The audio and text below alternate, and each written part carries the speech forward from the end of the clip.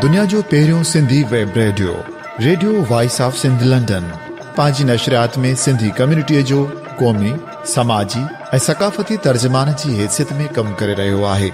मुख़्तलिफ़ प्रोग्राम ऐं लोक मौसीक़ी वसीले दुनिया जे सिंधनि खे हिकु लड़ीअ में पोइण जी कोशिश करे रहियो आहे। Radio voice of Sindh London खे सिंधी वॾे अंग में ॿुधी रहिया आहिनि। रेडियो खे अञा वधीक बहितर प्रोग्रामनि में मुस्तक़िल बुनियादनि ते हलाइण लाइ सिंधी कम्युनिटी पारां माली सहकार जी ज़रूरत आहे। सिंधनि जो क़ौमी आवाज़ radio voice of Sindh London कारोबारी न पर निज सिंधी कम्युनिटी बेस्ड रेडियो आहे। माली सहकार लाइ बैंक अकाउंट जा तफ़सील रेडियो जी वेबसाइट ते मौजूदु आहिनि।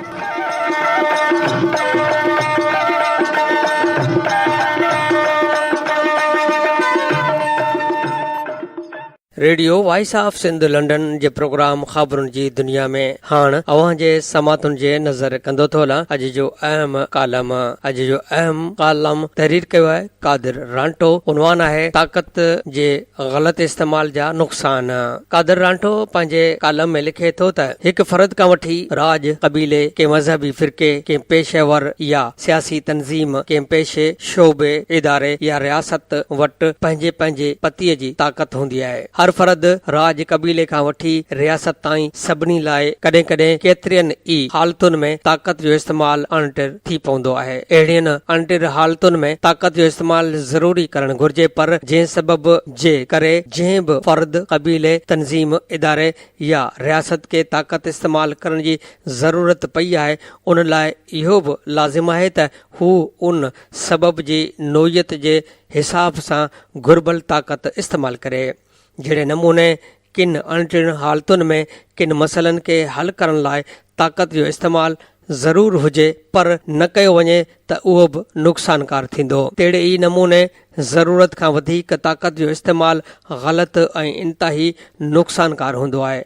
असांजे मुल्क में फ़र्दनि खां वठी राज, कबीलो, मज़हबी फ़िरका, पेशेवर ऐं सियासी तंज़ीमूं, इदारा ऐं रियासत कंहिं लेखे चोखे खां सवाइ बेहिसाब बेरहमाने तरीक़े सां ताक़त जो इस्तेमाल कंदा रहिया आहिनि। असांजो मुल्क अॼुकल्ह जिन बहराननि जे कुन में फाथल आहे, उन में ॿियनि घणनि सबबनि सां गॾु हिकिड़ो मुख्य सबबु उहो बि आहे त असां फ़र्दनि खां वठी इदारनि ऐं रियासत ताईं ताक़त जो गैर ज़रूरी ऐं ग़लति इस्तेमालु कंदा आहियूं।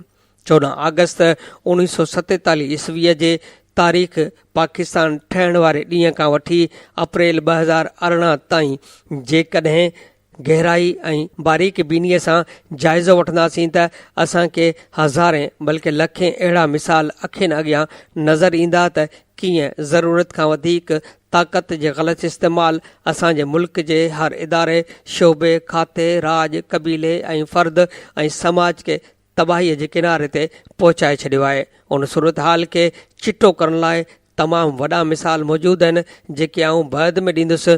पहिरीं आऊं नंढड़ा सादा पर इंतिहाई ख़तरनाक ऐं समाज लाइ नासूरी हैसियत रखंदड़ मिसाल ॾींदुसि। मिसाल पहिरियों, असां वटि सिंध में हर घर जो हिकिड़ो फ़र्द वॾो हूंदो आहे।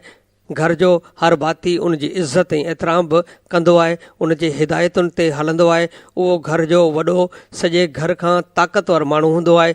तव्हां पंहिंजे ॻोठ ओड़े पाड़े में नज़र फेराईंदा त तव्हांखे खोड़ सारा अहिड़ा घर नज़र ईंदा जिन जे वॾनि पंहिंजी ताक़त जो ग़लति इस्तेमालु कयो हूंदो आहे। उहे घर इंतिशार, नफ़रत ऐं अफ़रा तफ़रीअ जो शिकार हुजण सबबि बदहाल हूंदा आहिनि। मिसाल ॿियो, सॼे सिंध में ख़ासि करे ऐं सॼे मुल्क जे मर्दाणे समाज तरफ़ां मिलियल ताक़त जो ग़लति इस्तेमालु कंदे अधु आबादी औरतुनि सां जेके कहर थी रहिया आहिनि, जिन औरतुनि खे इंसाननि मां फेराए जानवर बणाए छॾियो आहे, उन ताक़त जे ग़लति इस्तेमालु सॼे मुल्क खे ख़ासि करे सिंध खे बर्बादु करे छॾियो आहे। मिसाल टियों, सिंध अंदरि के क़बीला पंहिंजो पाण खे ॾाढो ऐं ताक़तवर सम्झी कंहिं पाड़े वारे ॿिए क़बीले सां कंहिं न कंहिं क़िस्म जी ॾाढाई या ज़्यादती करे ताक़त जो ग़लति इस्तेमालु कंदा आहिनि, उनजो नतीजो ही निकिरंदो आहे जो ॿिन्ही क़बीलनि में दुश्मनी ऐं झेड़ा शुरू थी वेंदा आहिनि, जिन में ॿिन्ही धुरनि जा सवे माण्हू क़तल थी वेंदा आहिनि। दुश्मनियूं सालनि जा साल पियूं हलंदियूं आहिनि। पाण में विढ़ंदड़ अहिड़ा क़बीला सुञा सखणा भींगिया ऐं बर्बाद थी वेंदा आहिनि। सियासी तंज़ीमूं MQM ऐं उन जे लीडर अल्ताफ़ हुसैन जहिड़े नमूने सां ताक़त जो ग़लति इस्तेमालु करे अटकल 30 साल सिंध खे तबाह ऐं बर्बाद कयो। मुल्क जे वज़ीर अज़मनि ऐं सिंध जे वज़ीर अलाउनि ऐं सदरनि खे जीअं आङिरियुनि ते नचायो। हज़ारे बेगुनाह इंसाननि जो जेको कोस ऐं क़तलाम कयो। कराची रोशनीअ जे शहर मां फिरी इंसाननि जो मक़तल गाह बणिजी वियो हो।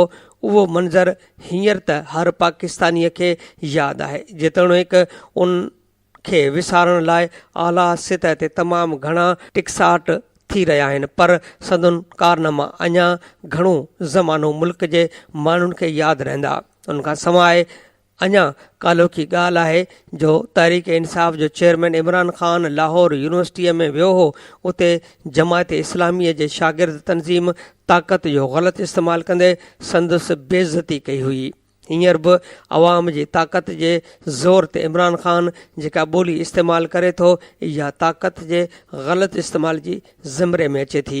मज़हब असां वटि मज़हबनि जी ताक़तनि खे ग़ैर ज़रूरी ऐं ग़लति तरीक़े सां न फ़क़ति ॿियनि मज़हबनि ख़िलाफ़ु इस्तेमालु कयो वञे थो, पर मुस्लमाननि जा मुख़्तलिफ़ फ़िरक़ा ऐं मसलक हिक ॿिए जे ख़िलाफ़ बि मज़हब जे ताक़त खे ग़लति इस्तेमालु कंदे हिक ॿिए जो खून वाहीनि था ऐं बेइंतहा नुक़सान कनि था। ख़ुदि अलक़ाइदा, तालिबान ऐं दाइश जहिड़ियुनि तंज़ीमनि मज़हब जी ताक़त खे ग़लति इस्तेमालु करे आलमी क़ुव्वतुनि जो हथियार बणिजी सॼी दुनिया अंदरि पंहिंजे मज़हब खे बदनाम कयो आहे। चंद ॾींहं अॻु सऊदी अरब जे शहज़ादे जो बयानु पढ़ंदड़नि खे यादि हूंदो, जंहिंमें हिन मञियो हो त सऊदी हुकूमत मग़रबी दोस्त मुल्कनि जे चवण ते वहाबियत पखेड़नि लाइ सॼी दुनिया में वॾे पैमाने ते फंडिंग कई। ज़ाहिर आहे त इहा फंडिंग सभ खां वधीक पाकिस्तान में ई थी हूंदी ऐं अहिड़ी फंडिंग हासिल करे उन पैसनि जे ज़ोर ते मज़हब जे नाले में अवाम जी ताक़त खे ग़लति इस्तेमालु करे जेके कारनामा कया विया हूंदा, तंहिंजो अंदाज़ो लॻाइण को मुश्किल कोन्हे। कालोकी काल तहरीक लब्बैक या रसूलुल्लाह फैज़ाबाद इस्लामाबाद में कुझु हज़ार माण्हू गॾु करे उन्हनि माण्हुनि ऐं मज़हब जे ताक़त जो ग़लति इस्तेमालु कंदे जेका ॿोलीअ ॻाल्हाई वई, उन जा पड़ाॾा अञा मुल्क जे माण्हुनि जे कननि में गूंजनि पिया।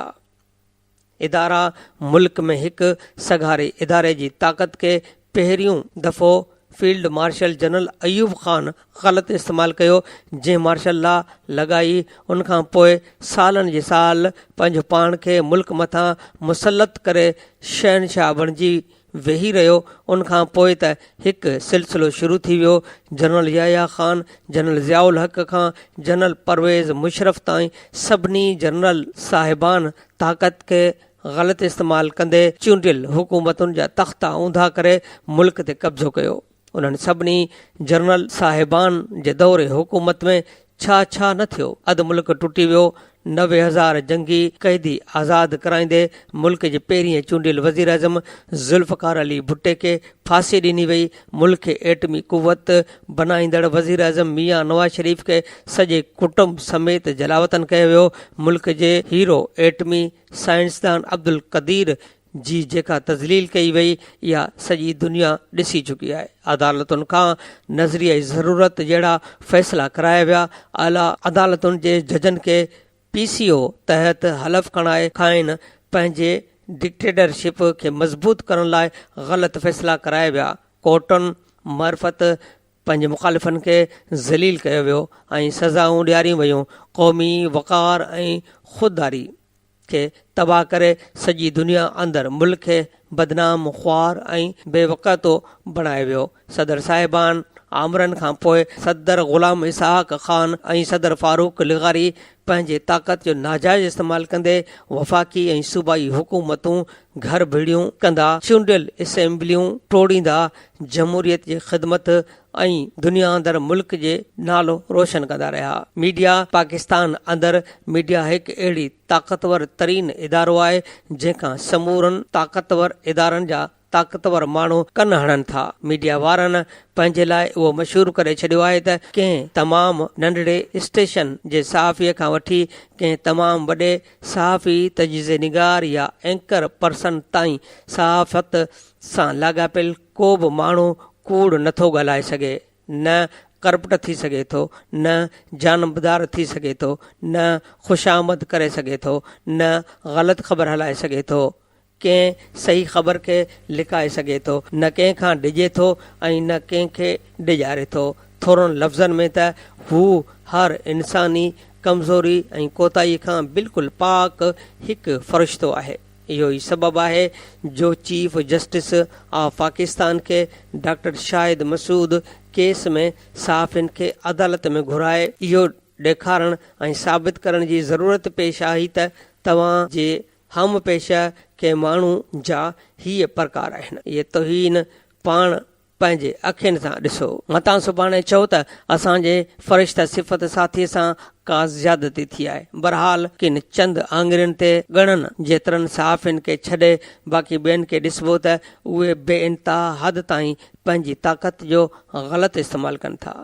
अदालतूं ज़ुल्फ़िकार अली भुट्टे खे फांसीअ जी सज़ा ॾियण वारी ताक़त जे ग़लति इस्तेमाल खां पोइ मूंखे जेकॾहिं ख़ुदा न भुलाए त मुंहिंजो ख़्यालु आहे त पाकिस्तान जी तारीख़ में पहिरियों भेरो मुल्क जूं आला अदालतूं जंहिं नमूने सां मौजूदु दौर में पंहिंजी ताक़त जो भरपूर इस्तेमालु करे रहियूं आहिनि, अदालतुनि तरफ़ां अहिड़े नमूने हिन खां अॻु कॾहिं बि अहिड़ो ताक़त जो इस्तेमालु न कयो वियो आहे। अदालतुनि तरफ़ां ताक़त जे अहिड़े इस्तेमालु जे नतीजे में हिकिड़ा नचनि टिपनि बि पिया ऐं वज़ारत उज़मा जा ख़्वाब पिया ॾिसनि त के वरी वज़ारत आलाउनि जा ख़्वाब पिया ॾिसनि त वरी किन जा ॿई हथ मथे ते आहिनि। ओछिंगार ऐं पटो पट लॻी पई आहे। ऐं को कानूनदान न आहियां जो आइन ऐं कानून जा हवाला ॾेई पंहिंजे राय ॾेई सघां, तंहिं करे मुंहिंजी कहिड़ी मजाल आहे जो आऊं इहो चई सघां त अदालतूं जंहिं ताक़त जो मुज़ाहिरो करे रहियूं आहिनि इहो हद खां वधीक आहे। आऊं चरियो माण्हू आहियां, ऐं रुगो इहो सम्झां थो त ताक़त जो ग़लति इस्तेमालु कंदड़ हर फ़र्द, क़बीलो, शोबो, तंज़ीम, इदारो या रियासत दुनिया अॻियां उहो ज़ाहिर कंदी आहे त असां सही करे रहिया आहियूं। उन लाइ इहो मिसाल जवाज़ सबबु ऐं दलील बि ॾींदा आहिनि, पर मूं वटि ताक़त जे ग़लति इस्तेमाल जी सुञाणप इहा आहे जॾहिं कंहिं फ़र्द, राज, कबीले, शोबे, पेशे, खाते, इदारे मां माण्हूअ खे ख़ौफ़ थिए, ख़ल्क़ ख़ुदा उन ताक़तवर ताक़त इस्तेमालु कंदड़ बाबति ॻाल्हाईंदे या लिखंदे बि ॾिजे त आऊं सम्झंदुसि इहो ख़ौफ़ या ॻाल्हि साबित थो करे त ताक़त इस्तेमालु कंदड़ ताक़तवर इदारो इहो सिविल हुजे या को ॿियो, मीडिया हुजे या अदालतूं हुजनि, राज हुजे या को फ़र्द हुजे, इहे कंहिं न कंहिं हद ताईं ताक़त जो ग़लति इस्तेमालु कनि पिया। Radio voice of Sindh London जे प्रोग्राम ख़बरुनि जी दुनिया में अॼु जो अहम कालम जेको तहरीर कयो हुयो कादिर रांटे, उनवान हुयो ताक़त जे ग़लति इस्तेमाल जा नुक़सान। अवां जे समातुनि जे नज़र कयुमि। प्रोग्राम ख़बरुनि जी दुनिया रोज़ानो सुबुह जो 7:30 वॻे, मंझंदि जो 12:30 ते ऐं शाम जो 7 वॻे नशर कयो वेंदो आहे। ॿुधण न विसारींदा। प्रोग्राम जे हवाले सां पंहिंजा कमेंट्स ऐं राया असांजी हिन ईमेल ते ॾींदा।